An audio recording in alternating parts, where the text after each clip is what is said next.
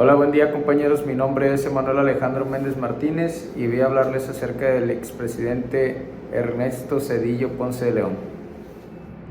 Ernesto Zedillo Ponce de León nació en la Ciudad de México un 27 de diciembre de 1951, hijo de una familia de clase media con fuertes limitaciones económicas. Cuando tenía solamente 3 años, sus padres se mudaron a Mexicali. Allí el joven Ernesto vendía periódicos, tornillos y aguas frescas para ayudar a su familia. Terminando su secundaria, regresó a la Ciudad de México para estudiar el bachillerato y se inscribió a la Universidad Superior de Economía del Politécnico Nacional. Ernesto participó en el movimiento estudiantil de 1968. Existen de hecho fotografías donde es agredido por policías. En 1970, su madre, aún muy joven, de quien heredó la tenacidad y su ética profesional, murió de una manera muy repentina, y en 1971 Zedillo se afilió al PRI y comenzó a trabajar como auditor auxiliar en Banjército.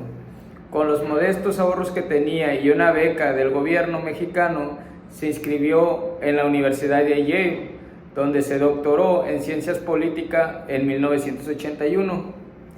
Regresó al país y entró a trabajar al Banco de México junto a su maestro Leopoldo Solís.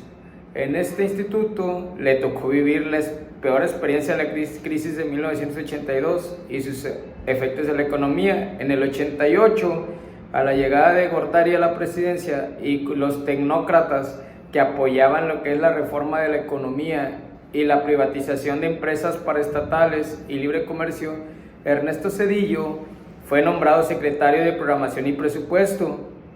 En 1992 trabajó en la Secretaría de Educación Pública y al año siguiente, en 93, fue coordinador de la campaña de Colosio, candidato del PRI a la presidencia. En el 94 fue un año terrible para México. Inició con el levantamiento zapatista y continuó con el asesinato de Colosio.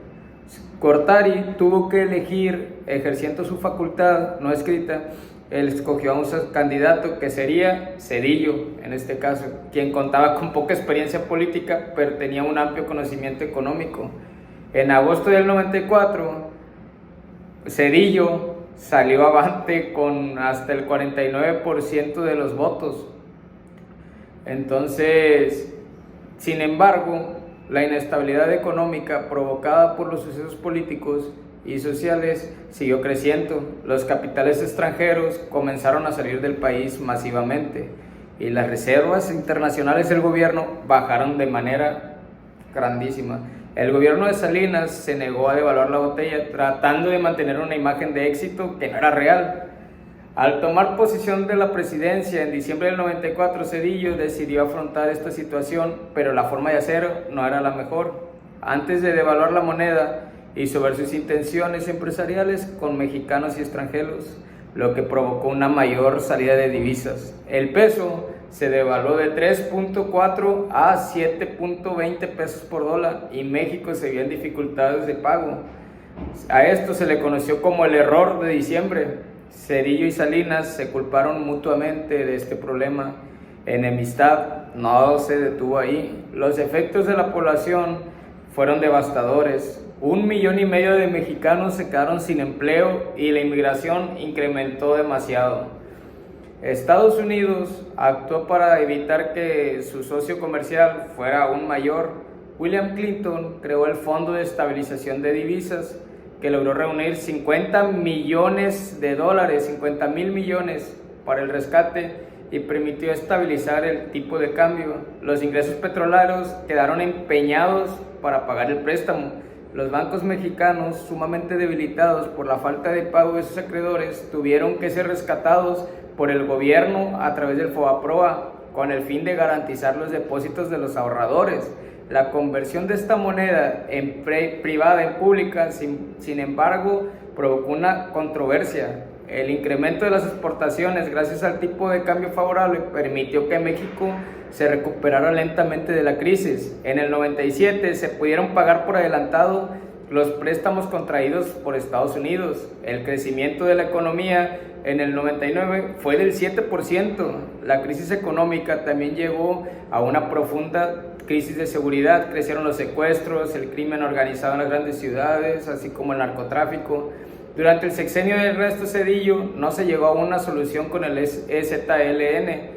Sin embargo, para el 99, el levantamiento guardaba silencio. Dos hechos violentos ocurrieron en el sexenio: las matanzas de indígenas zapatistas en Chiapas por parte de un equipo rival que estaba vinculado al PRI, y la masacre de campesinos en Aguas Blancas por parte de la policía guerrerense. En el 95, el hermano del expresidente Salinas fue aprehendido por la PGR bajo los cargos de asesinato y enriquecimiento ilícito. Aunque Zedillo anunció que en México había terminado la impunidad, el caso se volvió un enredo. 10 años después, Raúl dejó la prisión y al cabo fue exonerado de los cargos. En el terreno político, la oposición comenzó a ganar terreno a lo largo y ancho del país.